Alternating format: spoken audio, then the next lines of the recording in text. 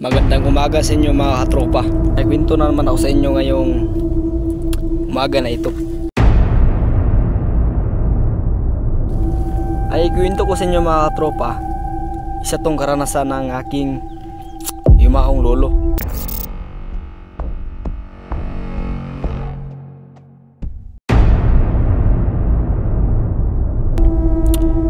Nung nabubuhay pa ang aking lolo, sabi niya mga katropa, marami talagang kababalagan sa isang lugar. Yun ang sabi ng aking lolo. Doon siya nagsimulang magkwento sa akin ng lahat ng experience niya ng mga kababalaghan dito sa aming lugar. No? Sabi ng aking lolo nung binata pa siya, sabi niya, noong binata pa ako, marami na akong naranasan na nakakatakot mga kababalaghan na na-experience ko dito sa ating lugar. At inumpisahan na niya magkwento sa akin mga katropa. Noong unang panahon daw, noong kabataan pa niya, sabi niya, nagbibinta daw siya ng mga halaman, ng mga prutas, at kung ano-ano natanim sa kanilang bahay. Yun mga katropa. Naglakad ang aking lolo noon mga katropa sa isang liblib na lugar. Yung liblib na lugar na iyon ay madalas nagpapakita yung isang white lady. Kapag bilog naman ang buwan, yan naman sila napapakita eh. Isang araw daw yun na walang masyadong tao sa lugar na kanyang pinagtitirhan. May isang matanda daw na bumibili sa kanya ng putos na suman at isang kalabasa. Kasi ang lolo ko nun, nabibinta siya ng ginawa nila puto, suman, halaman. Yun, dalawa ang kanyang dinadala. Pagkatapos bumili ng isang matanda ng saan ka pupunta? Sabi ng isang matanda, dito sa isang daan na patungo doon sa ibaba. Pagtingin ng aking lolo, ang daan na kanang sinasabi ay maraming mga damo. Walang daan ng pagtingin ng aking lolo. Sa isang iglap nawala yung matanda. Paglingon niya, yung lolo ko hindi maniwala sa mga ganyan. Nagpatuloy lang siya sa paglalakad. Nagbibinta ng kanyang mga halaman, mga puto na mga suman. Yun, dinadala niya. Pagdating niya sa liblib na lugar, may isang puno daw doon na kasing taas ng isang building. At malaki yung katawan ng isang puno. Sobrang laki talaga. Tinitingnan ng aking lolo, sabi niya, ngayon lang ako nakakita nito. Noong una wala to. Dadaanan talaga nila yung isang liblib na lugar yun o walang katao-tao na lugar at maraming kahoy, ayun. Doon sila dadaan patungo sa kanilang barangay noong unang panahon. Patuloy lang yung lolo ko sa paglalakad. Pagdating niya sa bayan, maraming bumibili ng kanyang binibinta. Maraming bumibili.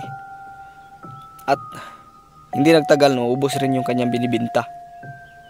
Pero sa kasamaang palad, may isang babae na bumibili sa kanya. Nagtanong yung isang babae. Sabi ng isang babae, "Bata, saan ka ba uuwi?" Sabi niya, "Doon lang sa kabilang barangay." At tinatanong ng isang babae kung madadaanan ba niya yung isang puno at yung liblib na lugar. Ang sabi ng lolo ko sa isang babae, "Oo, madadaanan ko talaga yun. Kasi doon ang daan patungo sa aming bahay o sa aming barangay o sitio." Yun talaga mga tropa. Natulala yung isang babae. Tsaka hindi na nasalita at tuluyan ang lumakad papalayo sa kanya.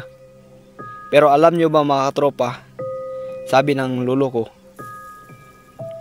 ang babae daw iyon, yun din ang nakita niya doon sa liblib na lugar o doon sa malaking puno. Kasi yung time na iyon, malapit nang gumagabi yung palubog na ang araw, malapit na talaga. Kasi yung liwanag at saka yung dilim ay naghahati na. Kaya nauubos ng paninda ng lolo ko, umuwi na siya. Pagdating niya sa liblib na lugar, yung daan na patungo sa kabilang barangay, doon sa barangay ng aking lolo, Doon ang tinitirahan niya, siyempre. Pagdating niya doon, madilim na ang paligid. Sabi ng lolo ko, nakapanindig balhibo talaga yun. Ang creepy ng yung liblib na lugar na yun, sobrang creepy. At hindi mapaliwanag na katakot-takot ang nangyayari. Sabi ng lolo ko. Yung lolo ko, wala lang siya. Gusto niya niyang umuwi kasi gusto niya magpahinga eh. Lumakad lang yung lolo ko patungo sa liblib na lugar. Pagdating niya sa unahan, paglingon niya, may babaeng nakasunod.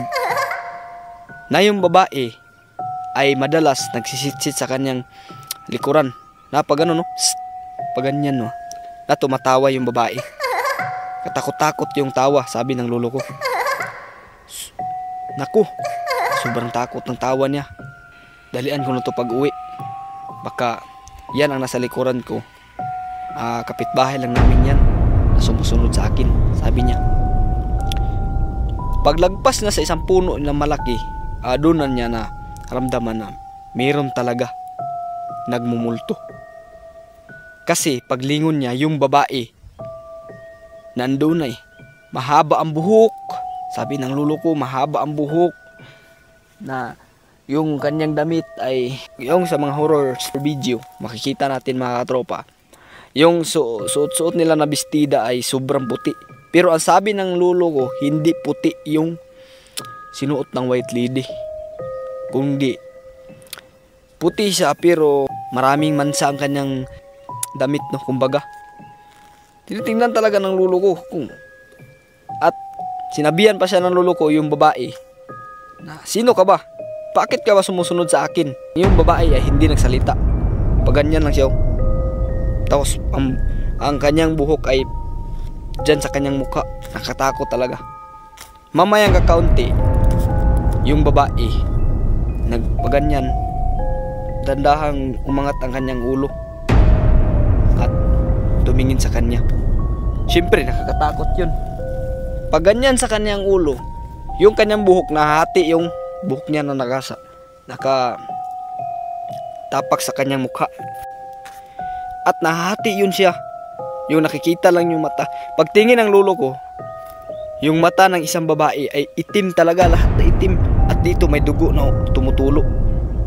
Kaya siyempre yung lolo ko natatakot. Tumakbo siya, takbo hanggang sa pagpunta sa unahan. Sobrang takbo na niya. Doon rin siya nakapunta sa isang malaking puno. Nimino siya nung isang babae. Alam nyo ba mga katropa, si lolo nadapa.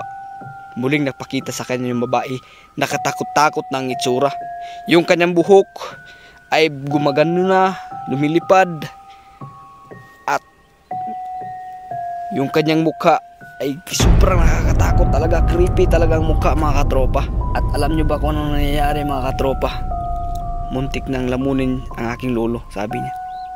Yung buhok ng isang babae ay pumapasok sa kanyang ilong, bibig, mata at saka ito sa tenga.